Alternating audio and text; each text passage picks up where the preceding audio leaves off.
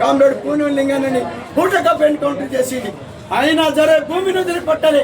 ఆ భూమి కోసం రక్తం చిందిస్తామని చెప్పి ఆనాటి టీఆర్ఎస్ ప్రభుత్వానికి వ్యతిరేకంగా కాశాబోసి కర్రబట్టి కొట్లాడినటువంటి పార్టీ.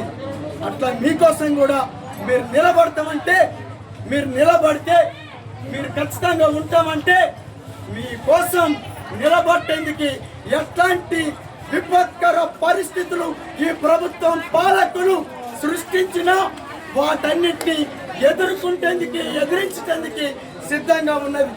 ఎన్ని రోజులు ఉన్నాయి, ఇక్కడుంటే భూమి రాదు, ఇక్కడుంటే ఇల్లు రావు. తిరుగుబాటు చేయాలి, ఎదిరించాలి, కొట్లాడాలి.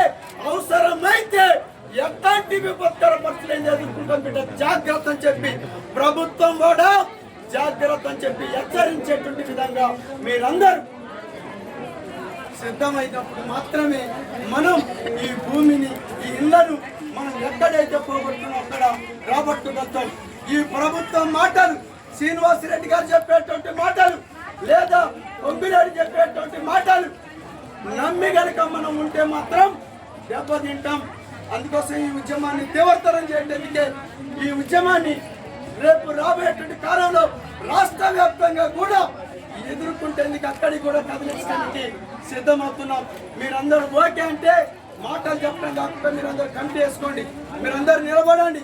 మీ దగ్గరికి రోజు రెగ్యులర్గా మా పార్టీ కార్యకర్తలు వస్తారు, మీ దగ్గర రిపోర్ట్ తీసుకుంటారు. మీరు నిలబడేటువంటి దాని మీద ఆధారపడి మా పోరాట కర్తవ్యాలు, పోరాట రూపాలు రూపొందిస్తాం. అందుకోసమే మీరందరూ దానికి సిద్ధం కావాలని చెప్పి తెలియజేస్తూ ఈ విషయాలతో పాటు ఆగటం లేదు.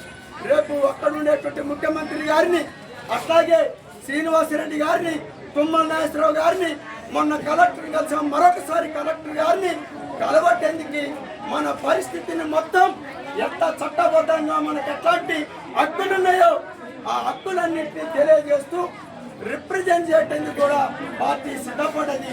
ఈ విషయాలు తెలియజేయడం కోసం ఈ రోజు మీ ముందుకు వచ్చాం. మొన్న 25వ తారీఖు వచ్చాం, 24వ తారీఖు మీ ఇల్లు కూరుస్తుండనే ఇక్కడ ఉండేటువంటి సుభాను, అక్కడ ఉండేటువంటి మోహన్ రావు, ఇక్కడ ఉండేటువంటి మన పీడిఎస్ నాయకుడు మస్తాన్, వీళ్ళందరూ అక్కడికి వచ్చారు. అక్కడ మీతో మాట్లాడారు. ఆ రోజు కనుక మనం గట్టిగా తిరుగుబాటు చేసినట్టయితే మన భూములు పోకపోయేటువంటి, ఆ రోజు మీకు నాయకత్వం లేకపోవటం మూలాన, మిమ్మల్ని నడిపించేటట్టు లేకపోవటం మూలాన మీరు ఏడవటంతో పరిమితమయ్యారు. ఏడవటం కాదు, ఎదిరించాలి, కొట్లాడాలి. పోలీసులైనా లాఠీ దెబ్బలైనా తిందాం, ఎదిరిద్దాం, భూముల్ని సాధించుకుందాం. దానికి మీరందరూ సిద్ధంగా మనని చెప్పి తెలియజేస్తూ నేను ఈ అవకాశం ఇచ్చిన మీ అందరికీ విప్లవ ధన్యవాదాలు తెలుపుతున్నాను.